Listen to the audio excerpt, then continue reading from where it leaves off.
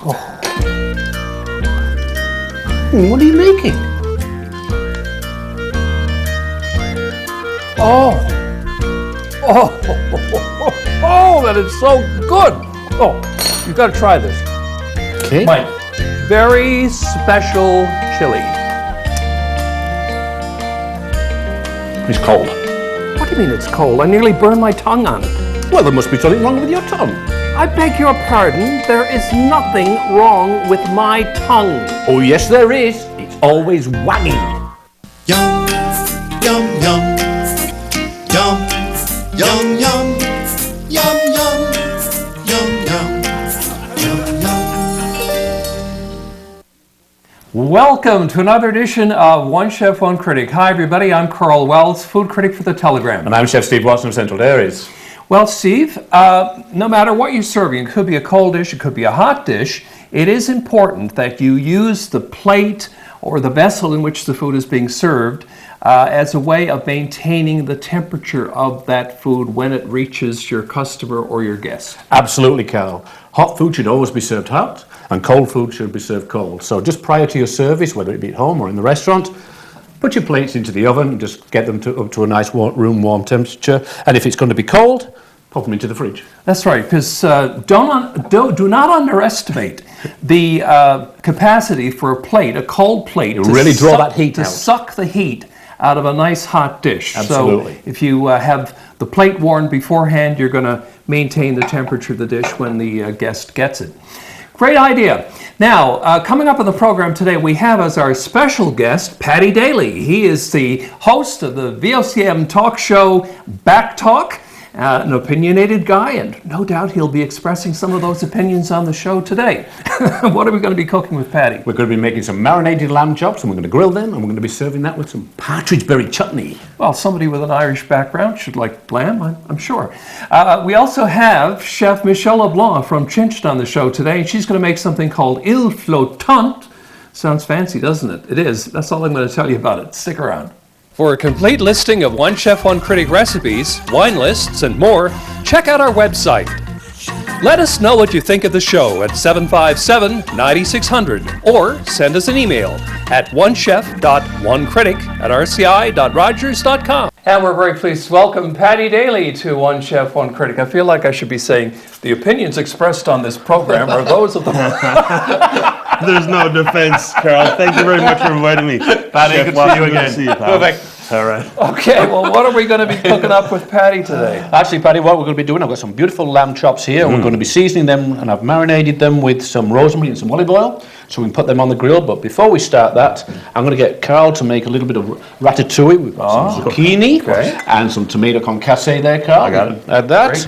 Okay, So thank we'll you. just do a little seasoning, and then we can have you put the chops onto our grill. So there you go. I can handle it. Thank you, Steve. You can do that. Perfect. Absolutely. There you go. Absolutely. And we're also going to be making, once we've got them on there, we're going to be making some partridge berry chutney to go with it. Fantastic. Good Irish kid. Dig There a you good go. Irish meal. Yep. Lovely. Paddy, we had a chef here the other day, and Yep. she was from British Columbia. Okay. And she said, I met my first Newfoundlander at the Jasper Park Lodge in Alberta. And I said, I'm not surprised because a lot of Newfoundlanders have worked there. And I said, you know, the famous Paddy Daly. Hey. She said, oh, yes. I said, well, he actually worked there. You went to the I lodge? did so. I worked with I Jasper had Park no Lodge. That's idea. absolutely right. Yeah. Chef Rory McPherson and I met at the Jasper Park Lodge as well. Another Newfoundlander. Yeah. I think if there was 800 or 900 staff, I bet you there was 200 plus Newfoundlanders. Really? Yeah. Terrific. And you all kept to was yourself, great of course. No, I can't say anything like that. It was a great place to work. You know, it was a great place to kind of grow up. You move out of mom's house, you go out there and spread your wings, and you know the rest. That's right. Yeah. Perfect. I'll take that. That's, No, you, I'll get, that's for your memories. That's for my memoirs. That's for Exactly your right. memoirs. Yeah. So what we'll do now, Karl's got the zucchini going. We'll maybe start with the chutney. You can add the partridge berries to the pot there. Whole thing? The whole thing? Whole thing, Steve? Absolutely. All right. Oh, wait, no, not this pot. No, that's Oh, sorry. Your pot. My pot. When you said pot, I lost track. This is a pan. That's a pot. My next question was going to be, do you cook very much yourself? No, it's the straight up answer. I really don't. I do cook the very basics that I can do. I mean, I do a mean spaghetti and the ribs and kind of man stuffed chutney. No, Yeah. no, Yeah. never made a chutney. So while they're going there, we'll just add half of the orange juice. Alrighty, squeeze that. Fresh orange juice. All right. Got lots of cooking going on there. That's good. Perfect. There we go. Do you have a favorite dish? Like, what's your favorite thing to eat? Lamb is certainly way up there on the list. No question about that. So I was thrilled to hear that Steve was making some lamb. Yeah, me too. I'm making lamb. Yeah. I'm going to add some pecans. No, we're going to add some pecans there. Absolutely, Steve. And then you can add some of the raisins there to that. Whole thing? The whole thing. All right, brother. While we're doing that, I'll get you to grate some of the orange zest into No hard labor. Pass. Good. All right. So do you actually do any cooking though at home? Like I say, I mean, I can make a spaghetti, and I actually make a really good soup, which I take great pride in. Yeah. And I'll do, I'm barbecue master. Yes. But, Steve, no. I mean, to be honest with you, I don't. Now, Paddy, how do you see your role? You personally, how do you see the role of a talk show host?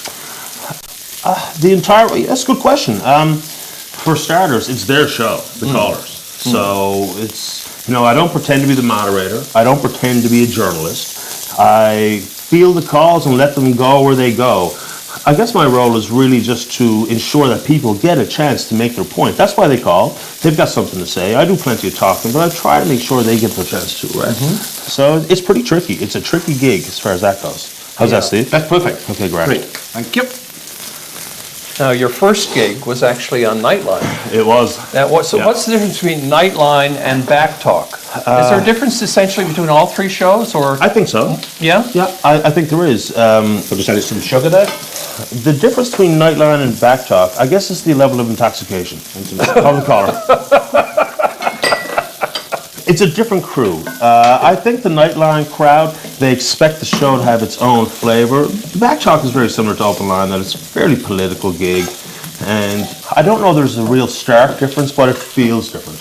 I think I acted different as the Nightline host too. It was a bit more fun, you could be a bit more laid back because it wasn't steady belt of real hard issues and whatnot. But I really enjoyed Nightline, I have to say. Some famous stuff like that. Did you get more regular callers on Nightline than Back Talk, or do all three shows sort of have, their You mean the stable frequent- of callers? Who, I think so. Same voices, frequently.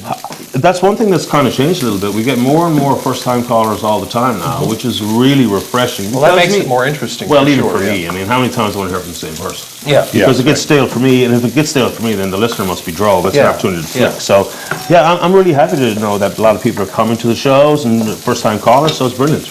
Yeah, I know a lot of talk shows institute a policy whereby you can only call in once a month or once a week or whatever. Yeah. Well, and that helps, but you can't be too sticky with that foolishness either, because people get turned off. If they are regular callers, they know they've contributed to the show, they don't want to be told to go away because they've called 4 days instead of 5 days in between. So, Yeah. What I did in there, Paddy, I added some cinnamon, I added some sugar, and we added some apples, and I'm also going to add some oranges there to it as well. terrific. Then we'll reduce that down, and normally we would chill that then for a little while. And for you guys, I mean, I remember being around when I was at Rogers TV and this show was born. So I'm thrilled to know that it's still alive and well. It must be approaching 100 episodes or something at this point. It actually is. It's Really? Yeah. Hey, there you go. It actually is, and we're actually going to be at 110 episodes I think it's brilliant. very soon. So, yeah. Rogers really needed it. The Out of the Fog has been such an important show.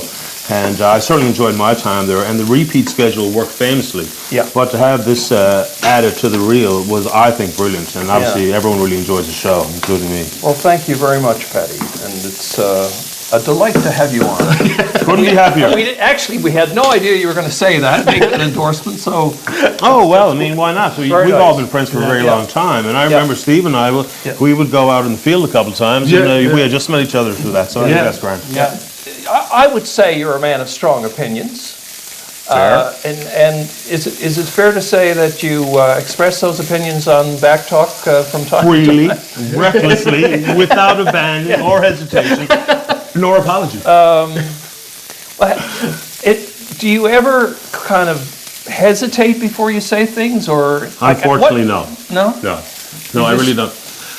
If you overthink it, then I think you start to be a slave to the same old phrase, and the same old fallback. Yeah. Oh my God, here's what I say when I'm confronted with X, Y, or Z. So I don't know, and I think people kind of appreciate if it's a genuine reaction I'm taking. Yeah. You know, whether they like it or agree is irrelevant to me. Yeah. Because I mean, for instance, my favorite call is when someone calls up, a woman called recently, and she says, "You think you know everything about everything, but you don't know nothing about nothing." There you go. This is the best call of the day, right? Right? So I think it's grand. I really enjoyed that VOCM. Good crew. Yeah. Now, do you ever? I mean, there are times, and this is bound to happen with any talk show. Somebody's going to call in, and they're going to say something that is utterly ridiculous. Right. Do you find it difficult to call them out when? Not one bit. No. Well, and I think people need that too, because you can't just call and berate somebody through our show and be way off base and totally have no point at all. And people kind of not only expect it, they demand it. If you don't do it, they'll call you out. You know, I'd rather call someone out. And I have the button. Yeah. Oh, okay. The famous button. Okay, well, I'm going to head to the wine cellar and pick out a nice, I think we're looking at red wine today. Perfect. Anyway, I'll be back. Brilliant. Well, it looks like the lamb is almost done there now, and the ratatouille is coming on beautifully. And as I say, with the chutney, what we'll do, we will chill that off, but we do have a little bit already made. So well played, Steve. Well played. Hi, Greg. How are you doing? Hey, Karl, how are you? Well, we're looking at a red wine, I think, maybe today from Dialogue Wines, although who knows, Greg? We're doing lamb with rosemary. Lamb and rosemary, I think you're probably on track with the red wine, but sometimes people really enjoy white wine and you can't get them out of it. If they're with white wine, they're staying with white wine. Well, our guest is Paddy Daly, and I have a feeling Paddy likes white or red. Okay, well, depending which arrives. If you're going to choose a white wine, you're going to have something that's going to be very full-bodied for this dish, because something like Pinot Grigio is just too insipid, too light. So I think that if you're going to go with a white wine, a nice oaked Chardonnay would be the choice. It's from Chase Vineyards in Prince Edward County. This is a beautiful vineyard, and actually a nice little painting by our own David Blackwood. David Blackwood, yes, thank you. Yeah. Moving on to red wine, which is probably the best way to go for this dish, Karl, to be honest with you, is a wine from a producer called Guigal. And Guigal is one of the most famous producers in the northern, southern Rhone region of France. And this wine is actually Côte de Rhône, so it encompasses all of the southern and northern region in terms of grape varieties. And the main grape here is Syrah. It has this gamey, spicy black pepper component to it that would really, I think, suit the rosemary well. And then last but not least, another traditional winery, very well known throughout the world, Marquis de Riscal in Rioja, Spain. The grape here is Tempranillo. It's a Reserva, so it's already, basically, it's aged for 3 years, really, before it even hits the market. Beautifully integrated tannins, also a nice pairing, I think, for your dish. Just give me the three price points now. Three price points. We're looking at about $34 for the Chase, $21 for the Côte de Rhône, which I think is a great bargain, and $27 for the Marquis de Riscal. Well, I'm going to go with the Côte de Rhône because of what you said about that gamey taste, and I think with lamb, this will be absolutely excellent. I think that's Thanks a good very choice. much, All right, Karl, see you. Now we just let our lamb chops rest for about 5 minutes, and we'll pop the last one on the plate there. We've got a beautiful partridge berry chutney. We'll garnish it with a little bit of rosemary, and we've got our ratatouille. So let's go and see Paddy and Karl in the dining room. A little bit of the red there, Well, Paddy. of course. Here's the resistance. Okay, now, boy, I hope it tastes as good as it looks, because it really is poetry on a plate. It is. It's beautiful. Have a tuck in there and just tell us You don't what have you to ask me think. twice. Chutney. I like that chutney. We don't eat enough partridge berries. We don't. Partridge berries are really good. It's wonderful. Yeah. Absolutely wonderful. Perfect. Yeah. So, Paddy, this past year, you were honorary chair for Volunteer Week. I know was. that's something that's close to your heart. It really is. You know, I was thrilled when they asked me to do it. It was busy and it took a lot of time, but that's exactly what volunteering is supposed to be. Yeah. I did it to celebrate my father, to be honest with you. He was a lifelong volunteer, so he would have been extremely proud to see me go through that role. I enjoyed it immensely. Yeah. I know you're involved with a lot of charities because am. I've seen you at the Children's Wish Dinner, which I've Right. attended. Yeah, how do you enjoy that kind of thing? I think it's a laugh. You know what it's like when you're getting ready to go out and you're putting on your tie on. I'm like, God, here I go Yeah. again. Yeah. And you get on stage. Showtime. And then off you go. I really enjoy that too, Yeah. I have to say. Children's Wish is one of my favorite charities. Just getting back to the show, how much work do you have to put into preparing to go on the air with Back Talk? Well, if John Steele's watching, enormous. I mean, it's torturous amount of work. But it's not like cramming for exams because I do it every day. So it's just a refresher, keeping up to date and seeing what the new developments are. But you have to keep your ear to the ground. You have to be in tune. So there's a significant amount of preparation. But then, of course, when you go live, as you know, all that is caution thrown to the wind, and you never know where the show's going to go. Yeah. So Yeah. I guess that's prep. Yeah, it's kind of driven by the callers, isn't it? Absolutely. Really? So it should be. Yeah, yeah. So you express, strong opinions on the show. It's obvious you have a very keen interest in politics. Do you see yourself at some point in your life, throwing your hat into the ring and running for elected office? Never say never, but currently, no. For a while, I really thought about it hard. I thought, here I go. That's my next stage of life. But if I do, it'll be a while. It'll be a little ways away from me. Yeah. And of course, I'm going to ask you, but which party would you run for? Whichever party looks like it's going to win. Sorry, that's not true. God. Well, do you see yourself as, I know the answer to this, but do you see yourself as a left-leaning person, a right-leaning person, or somebody who's kind of in the middle? I think those labels are exaggerated these days. I think, maybe you can look at the Harper government and say they are clearly right of centre. I think I'm socially very liberal-minded and very, maybe more NDP socially in the way I think about things like those types of programs. But fiscally and economically, I'm not. I think I'm a little tighter when it comes to money and a bit more concerned with it. And I don't think there's enough focus given to that these days. There's too many promises and too many programs, and you can't, God forbid, you have to say no to somebody. But I mean, that's the trick, isn't it? What do you think of social media? I love it. I embrace it. It gives me a chance to engage with my audience, and I do it during the show. I'm back and forth with them all the time. But if you back to politics, if I was a politician, my Facebook account, delete. Right now. Twitter's fine because you can really control what you do and who you're involved with. But someone's very, very dangerous. If used correctly, it can be a vital tool to get where you want to go in politics. For the show, I love it. I really do. Well, Paddy, listen, it's been fabulous having you on the show. It's great to see. We don't see each other enough, but Not anyway, at all. I'm delighted that you showed up today. Thank you, and stick around, folks, because when we come back, Michelle LeBlanc will be with us, and she's going to make something called iles flottante. Well, now. There you go. You've seen the show, and now there's a book. Cooking with One Chef One Critic by Karl Wells with Steve Watson features 120 recipes, more than 200 photos, and plenty of behind-the-scenes stories from this long-running series. Cooking with One Chef One Critic is available now. Well, Chinched Bistro has some of the best food around, and that's because they are absolutely uncompromising when it comes to choosing fresh ingredients and cooking everything with absolute care. That's not surprising, really, because both owners are chefs, Sean Hussey and Michelle LeBlanc, who joins us now. It's nice to have you on the show. Nice Michelle. being here, thank you. Yeah.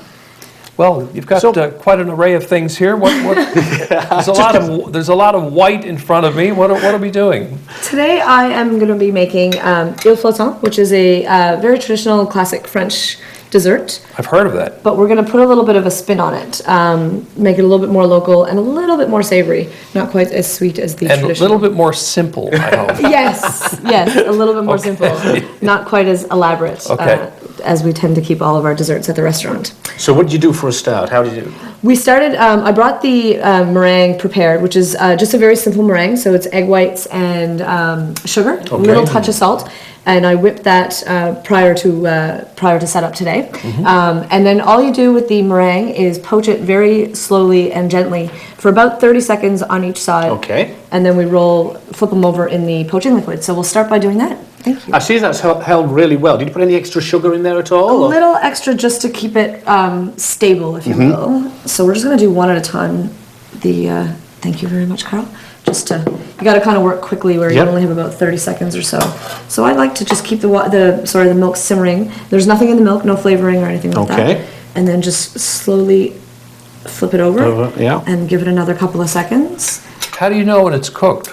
It firms up just enough that you can flip it over. If it cooks too much, sometimes they crack and dry out. Ah. So you don't want them to dry, and then we'll just pick it up and set it on the paper towel just to let some of the milk out on the paper towel before we bring it to the plate, so that the milk doesn't leak into the remainder of the dish. So would an alternative be baking them in the oven? You certainly can. I find the baked meringues get a bit drier, and also in our Newfoundland climate, they don't tend to stay dry for very long. Oh, The sugar, I see. they get Yeah. almost too crispy, and then with the humidity, The sort of moisture within just 2 hours, they've gone soggy. Yeah, yeah. So it's kind of a nice way with the poached to keep the texture more appropriate. So you've chosen to float your islands in a sea of blueberries. I have more, like I said, more a little more Newfoundland, if you will. Right. So we have. I can take the meringue from Oh, you. wonderful! Thank Okay. you. So we have the blueberries here, which are just stewed down in a tiny bit of lime juice. Fine lime and blueberry are very nice complementary flavors. Yes, you're right. Yeah, And absolutely. I yeah. added a little cardamom to the almonds. So those are just flavors that we like to use quite a lot at the restaurant for desserts. So just make a nice base of the blueberry in the bottom, and it also adds a beautiful color. And this is kind of a tart blueberry sauce. It is. I didn't add any sugar, just a little lime juice, a little lime zest, and that's it. Yep, okay. Excellent. So then we'll take the flottante, very delicate. Yeah. So would you keep these warm, or would you allow them to chill I like completely? them almost not cold all the way through, so kind of right out of the poaching liquid onto the plate. By the time it goes to the table. They're a nice texture and consistency. Exactly. And then we have the toasted almonds. So whenever I toast nuts, I again use egg whites. Funny enough, just a little egg white to kind of give them. It helps the sugar and the spice stick to the nuts. So it's just like a little brittle almost. But no added sugar to this either, just because the meringue itself is quite sweet. Sure, yeah, yeah. So this adds a nice texture component to the dish, because everything else is kind of on the softer side. And then finally, we're going to finish it with a little candied lime zest, just to kind of bring the tartness together. And again, that is cooked in a little simple sugar syrup on the stovetop, blanched, then strained off and tossed in a little sugar after we cut it. It's a very attractive looking dessert, isn't it? Looks beautiful in that size of bowl as well, doesn't it? It needs a It bigger gives it- space, yeah, Yeah, it it's does. got the island effect there, hasn't it? Yeah, and the white contrast with the blueberry, I think, is Yeah, is quite absolutely. lovely. Is this something that you would make in the restaurant? We currently are doing a pavlova, which we do, again, meringue, but I always like to use meringue on our dessert menu. We make our own ice creams, so I also have a lot of egg whites That's right. and a lot of egg yolks, so this is a way of using them up. Yeah, that's right. But this one actually will be on the menu starting probably next month. Oh, nice. So we'll have a little taste. Absolutely. Very light, isn't it? It's really light It is, yeah. and it's really good. A healthy dessert, if you will. Yes, that's right. Well, thank you very much, Michelle LeBlanc of Chinched, Thank you for very being much. on the show today. And It that's was a pleasure. And that's it for this edition of One Chef. One Critic. It's cold. What did I do? It's actually really hot, isn't it? I was waiting for you to burn your tongue.